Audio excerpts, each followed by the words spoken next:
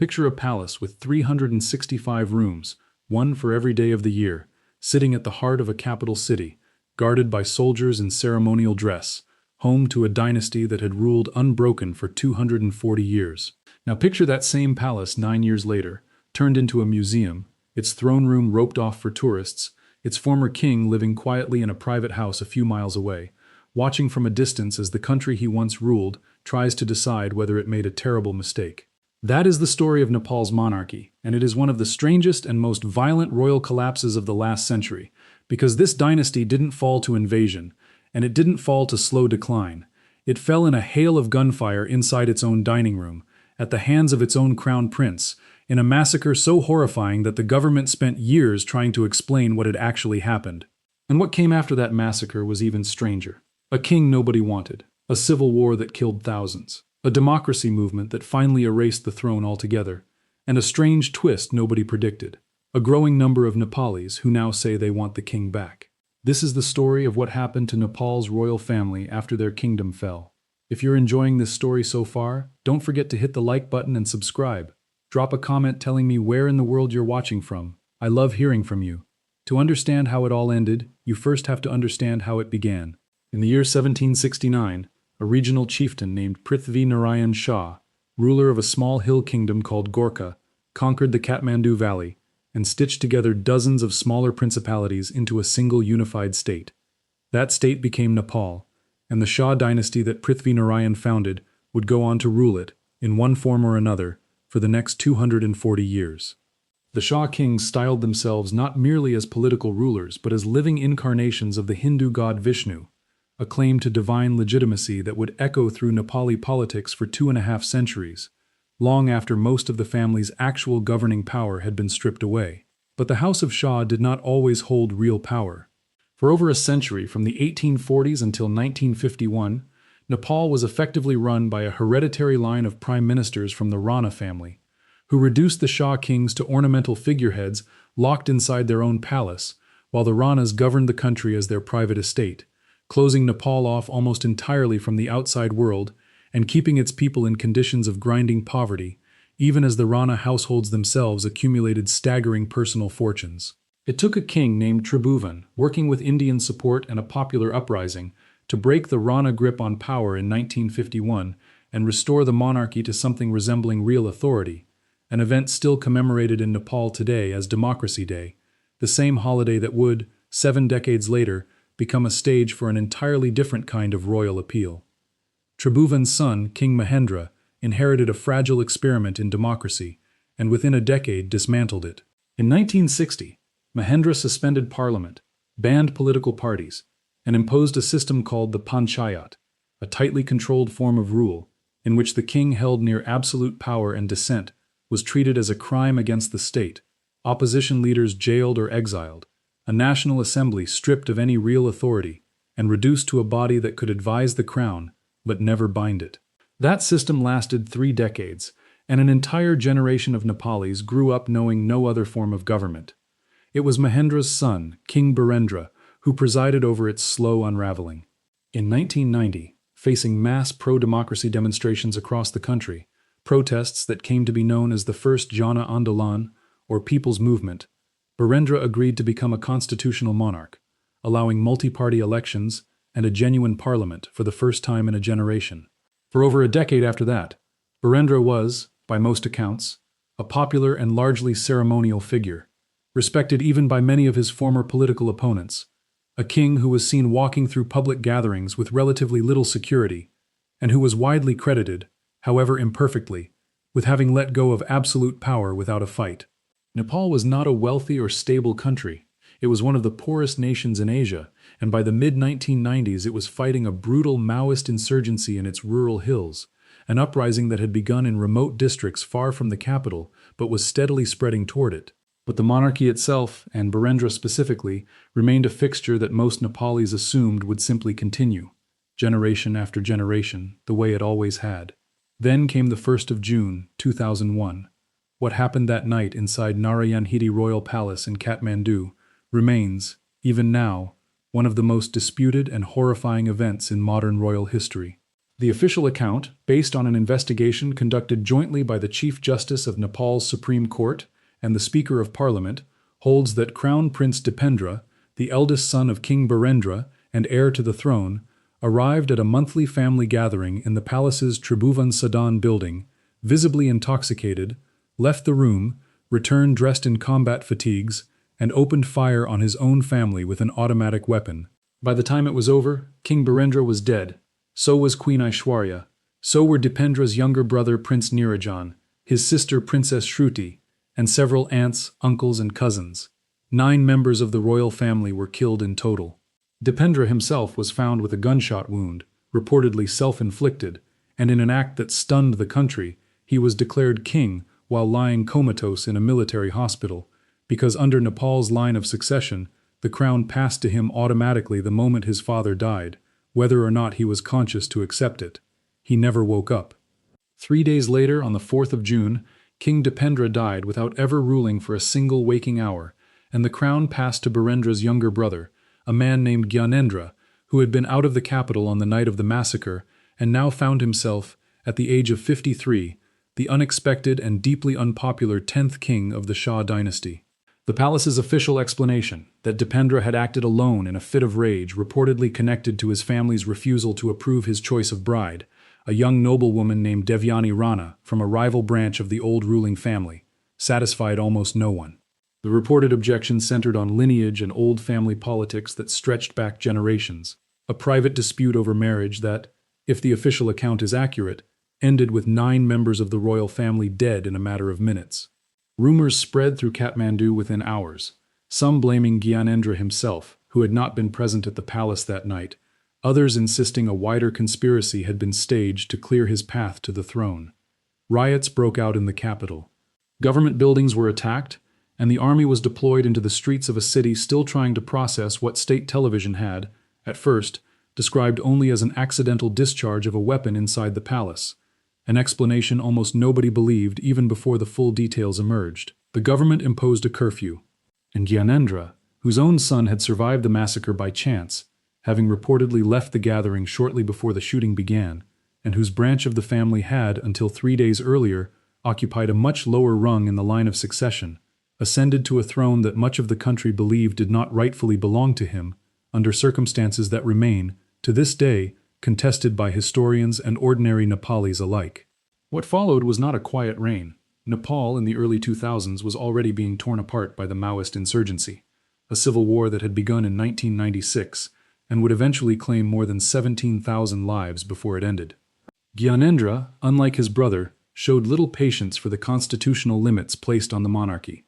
In October of 2002, he dismissed the elected prime minister and took direct control of the government, citing the failure of civilian politicians to contain the insurgency. Over the following years, he cycled through hand-picked governments, none of which managed to end the war or restore public confidence. Then, in February of 2005, Gyanendra went further still. He dismissed the government entirely, declared a state of emergency, suspended civil liberties, jailed political leaders, and assumed absolute personal rule, arguing it was the only way to defeat the Maoists and save the country from collapse.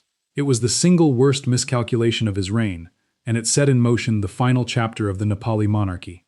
By April of 2006, the country had had enough. What became known as the Jana Andolan, the People's Movement, brought hundreds of thousands of demonstrators into the streets of Kathmandu day after day, defying curfews, facing down security forces, demanding the full restoration of democracy. Even members of the political establishment who had once tolerated the monarchy's outsized role turned against Gyanendra. After 19 days of continuous protest, and under mounting pressure from the military itself, Gyanendra capitulated.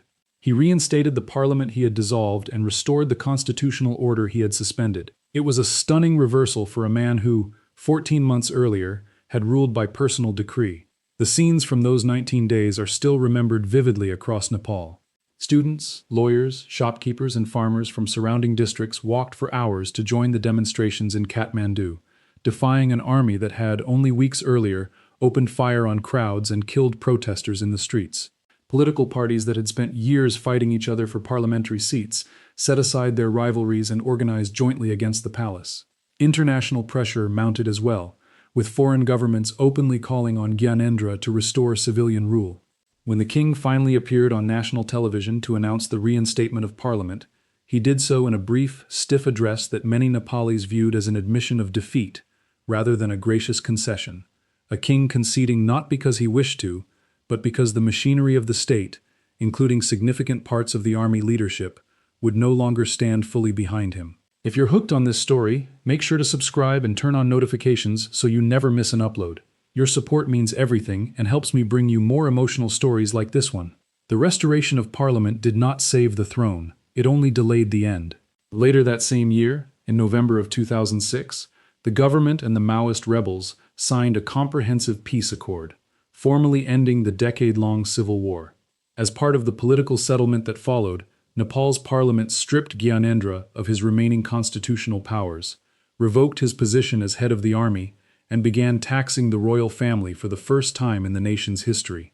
In December of 2007, the interim parliament went further and voted to abolish the monarchy outright, pending formal confirmation by a newly elected body.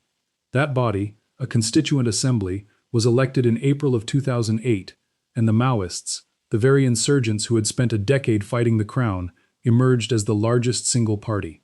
On the 28th of May 2008, in its very first session, the Constituent Assembly voted overwhelmingly to abolish the 240-year-old monarchy and declare Nepal a federal democratic republic. The vote was decisive.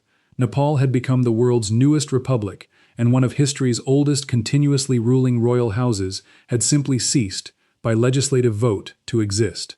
Gyanendra did not resist. He gave no order to the army, staged no countermove, and issued only a short statement accepting the will of the people, though he pointedly did not use the word abdicate, a distinction that monarchists in Nepal still point to today.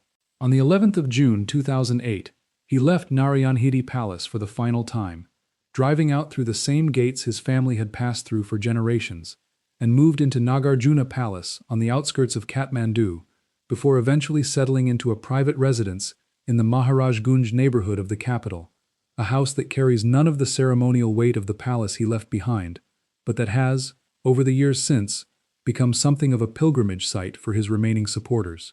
Narayanhity itself, the palace where his brother and so much of his family had been murdered 7 years earlier, was converted into a public museum, its opening delayed for years by disputes over what exactly should be shown to the public and what should remain hidden.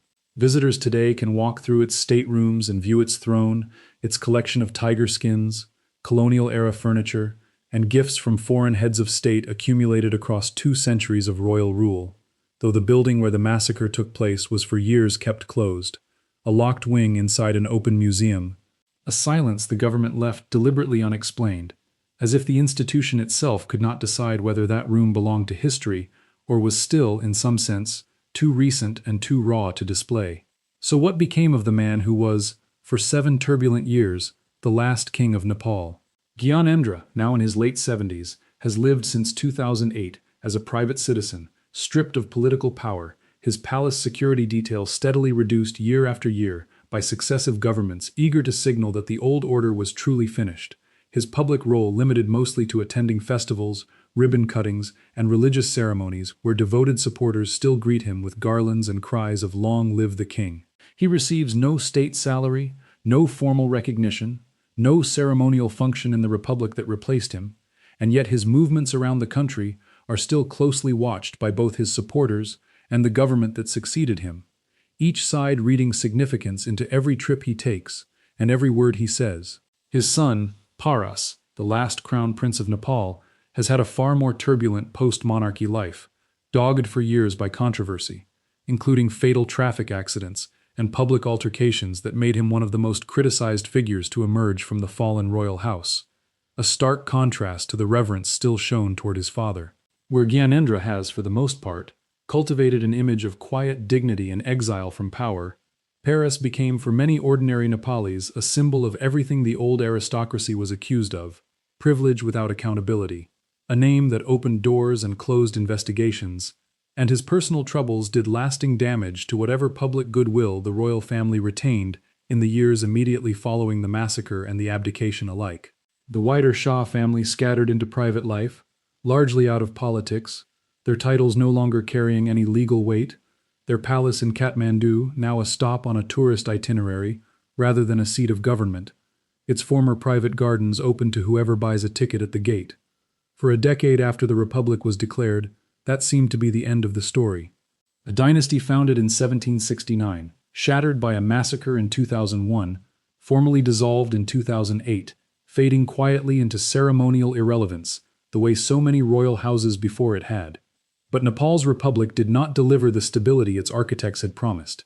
In the 17 years since the monarchy fell, the country has cycled through more than a dozen different governments, coalition after coalition rising and collapsing, prime ministers reshuffled so often that many Nepalis struggled to keep track of who was currently in charge. Corruption scandals became a near constant feature of political life. Economic growth stalled. Youth unemployment pushed hundreds of thousands of young Nepalis abroad each year in search of work, remittances from overseas laborers becoming one of the country's largest sources of national income, a quiet admission that the Republic had not managed to build an economy its own citizens wanted to stay for. Out of that frustration, something unexpected began to grow, a genuine, organized movement calling for the monarchy's return. It started slowly, monarchist rallies of a few thousand people here and there through the 2010s, largely dismissed by the political establishment as nostalgia from an older generation who remembered the Panchayat years through rose-colored glasses. Political commentators in Kathmandu spent years predicting that the movement would fade as that older generation aged out of public life. It did not fade. It grew, quietly at first, through small royalist parties that never won more than a handful of parliamentary seats, and then far more visibly, as economic frustration among ordinary Nepalis, and not merely nostalgic elders, began to attach itself to the monarchist cause. By 2025, the movement had become impossible to ignore. In February of that year, on the anniversary of the very 1951 revolution that first curtailed royal power, Gyanendra delivered a video address lamenting the country's instability and corruption and calling on citizens to support us for the country's prosperity and progress. Language many took as a deliberate, calculated hint, delivered without ever explicitly using the word restoration. The response was immediate. Within weeks, pro-monarchy demonstrations began appearing with growing frequency across Kathmandu and other cities. On the 9th of March, an estimated 10,000 supporters gathered outside Tribhuvan International Airport simply to greet Gyanendra as he returned from a domestic trip, blocking the main entrance so completely that arriving passengers were forced to walk to the terminal on foot, the crowd chanting for the palace to be vacated and returned to its rightful occupant. Then, on the 28th of March, the movement turned violent. Tens of thousands of demonstrators filled the streets of Kathmandu waving the old royal flag, and what began as a rally escalated into arson and stone throwing, protesters setting fire to vehicles and a political party office in the Tingkune Baneshwar area of the capital. 2 people were killed in the clashes that followed, including a television cameraman, and well over 100 others were injured. In the aftermath, lawmakers from the ruling coalition formally raised the question in Parliament of whether Gyanendra himself should be arrested for allegedly inciting the unrest, and Kathmandu's own city government sent the former king a letter demanding nearly 800,000 Nepali rupees in compensation for property damage linked to the protest, a striking image, a former monarch billed like an ordinary citizen for a demonstration held in his name. Surveys conducted around that time suggested nearly half of Nepalis supported reversing the country's secular status and restoring Hinduism as the state religion, a policy tightly bound up with the monarchist cause, since Nepal's kings had for centuries been regarded as living incarnations of the Hindu god Vishnu, a status the country's secular constitution had formally severed when the republic was declared. For many older monarchists, restoring the throne and restoring the state religion were not 2 separate demands but a single one, a return to a version of Nepali identity they felt the republic had discarded, without ever truly asking the public whether they wanted it discarded at all. Then, in September of 2025, an entirely different upheaval hit Nepal, one that had nothing directly to do with the monarchy but everything to do with the same exhaustion driving people toward it. On the 4th of September, the government suspended more than 24 major social media platforms, citing regulatory non-compliance, a decision widely viewed instead as an attempt to choke off online criticism of the political class, and in particular, the lavish lifestyles of officials' children, a phenomenon Nepalis had taken to calling Nepo kids. The ban triggered a wave of protest, led largely by young Nepalis, a generation that had grown up entirely under the Republic and had no personal memory of royal rule at all. Students and teenagers demanding an end to corruption and unaccountable governance altogether. The demonstrations turned violent within days. On the 8th of September, security forces opened fire on crowds in Kathmandu, and what followed became the deadliest single episode of civil unrest in Nepal's democratic era, deadlier even than the crackdowns of 2006 that had first forced the monarchy to bend. Government buildings, including the parliament complex and the central administrative complex known as Singha Durbar, were set ablaze, flames visible across the capital skyline for days. By the time the unrest subsided, roughly 76 people were dead and more than 2,000 injured, and the sitting prime minister resigned within a week, under pressure from protesters and the military alike. In the vacuum that followed, the army brokered an interim arrangement, and on the 12th of September, Sushila Karki, a former Chief Justice of Nepal's Supreme Court and the first woman ever to hold that post, was sworn in as interim prime minister, herself the first woman to lead the country's government.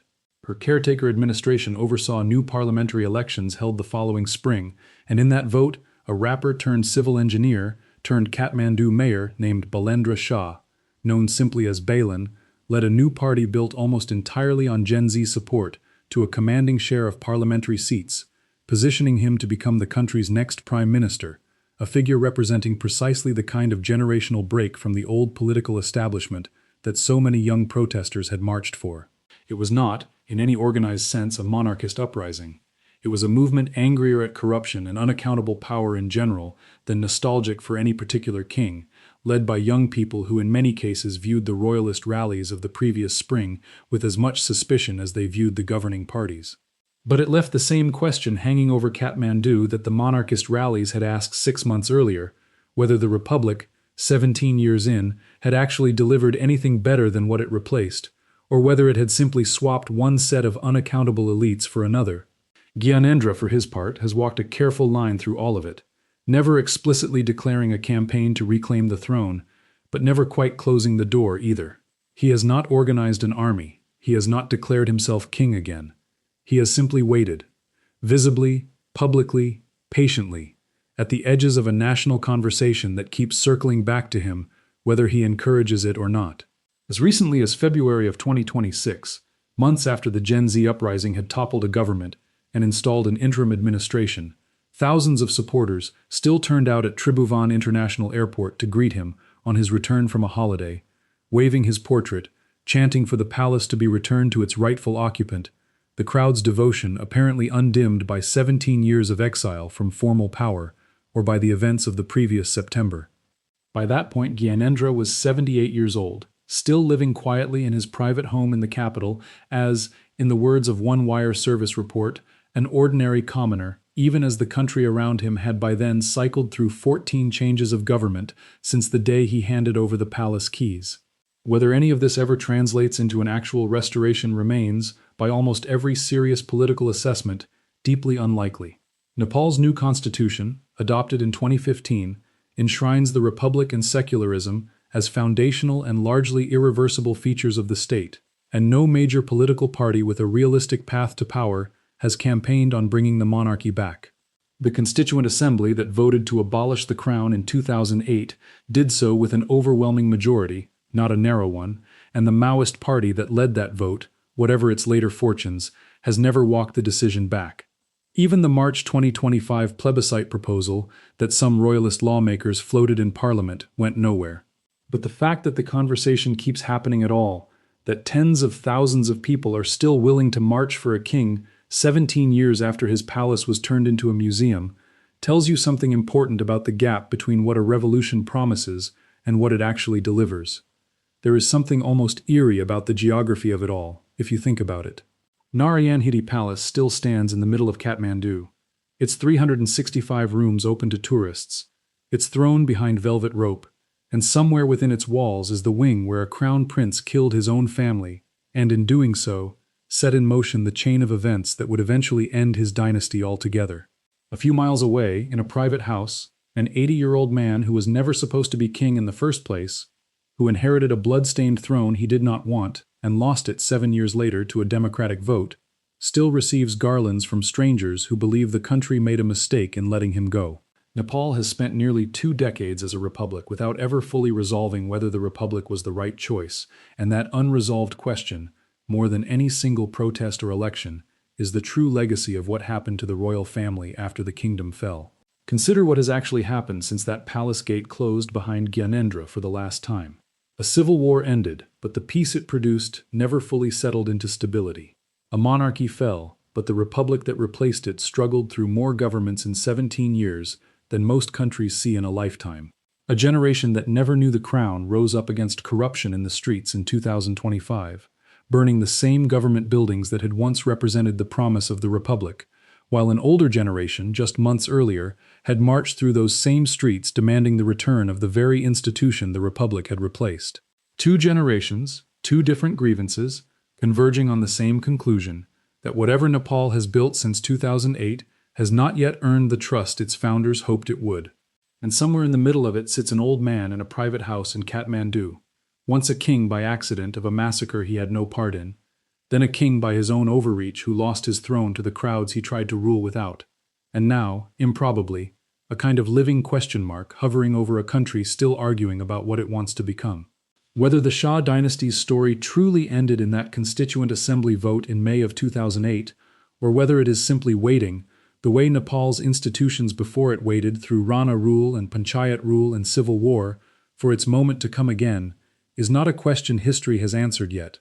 It is a question Nepal itself is still voting on, rally by rally, government by government, protest by protest, 17 years and counting. Thank you so much for watching until the end. If you love this story, check out the other videos on your screen now. I think you'll really enjoy them. And don't forget to subscribe if you haven't already. See you in the next story.